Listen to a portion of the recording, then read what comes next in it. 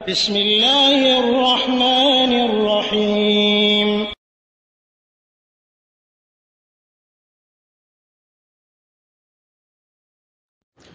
ওয়ালাইকুম আসসালাম রহমতুল্লাহি ওবরাকাতুহু।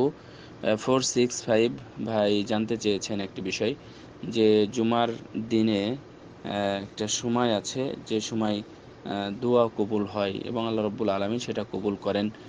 এই হাদিসটা এসেছে, এই হাদিসটা সহিহ মুসলিমের হাদিস 852 বা 53 নম্বর হাদিস। রাসূলুল্লাহ সাল্লাল্লাহু আলাইহি ওয়াসাল্লাম বলেছেন, ফি ইয়াউমিল জুমআতি ফিহি সাআতুন লা ইউওয়াফিকুহা আবদুন মুসলিমুন ওয়া হুয়া ইউসাল্লি সাল্লাল্লাহু শাইআন ইল্লা আতাহু ইয়াহু। জুমার দিনে এমন একটি সময় আছে মুসলমানের জন্য, যে এখানে সালাত আদায় করে এবং আল্লাহ রব্বুল আলমিনের কাছে যা চাই সেটাই দেওয়া হয়, অর্থাৎ দোয়া কবুলের একটা আলামত আর কি জুমার দিনে।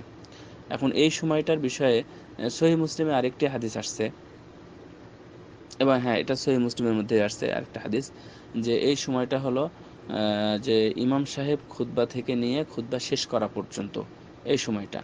এখন এই হাদিসটার উপরে যেহেতু ফি ইয়াউমিল জুমাতে অর্থাৎ জুমার দিনের একটা সময় আছে, তো এই সময়কে নিয়ে বিভিন্নজন বিভিন্ন কথা বলেছেন। যেমন মতামতগুলো শোনেন, বুঝতে পারবেন। যেমন কেউ বলেছেন যে ইমাম সাহেব যখন খুতবার জন্য বের হন তখন থেকে নিয়ে সালাত শেষ হওয়া পর্যন্ত। আবার কেউ কেউ বলেছেন যে ইমাম সাহেব যখন খুতবাতে উঠেন খুতবা শেষ করা পর্যন্ত এই সময়টা।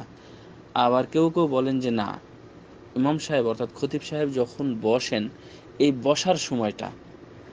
তো এটা হচ্ছে মানে মুহাদ্দিসিনের বক্তব্য, এবং এগুলো সব মুহাদ্দিসিনের বক্তব্য।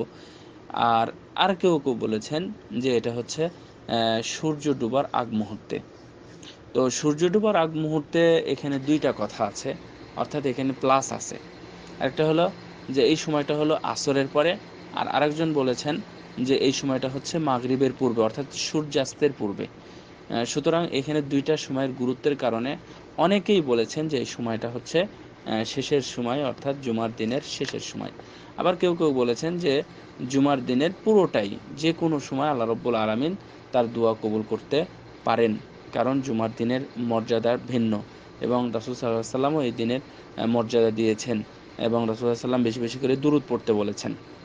সুতরাং আমি আপনাকে যেটা বলবো তা হলো যে জুমার দিন এই সময়কে বেশি মূল্যায়ন করেন, ঠিক আছে, অর্থাৎ মাগরিব আসর থেকে নিয়ে মাগরিব পর্যন্ত, অথবা মাগরিবের পূর্ব মুহূর্ত আধা ঘন্টা 10 মিনিট 15 মিনিট এরকম সময় নিয়ে আপনি দোয়া করতে পারেন, অথবা পুরো দিনেই যদি আপনি জুমার দিন দোয়া করেন তাহলে ইনশাআল্লাহ সেটাও কবুল হওয়ার সম্ভাবনা আছে।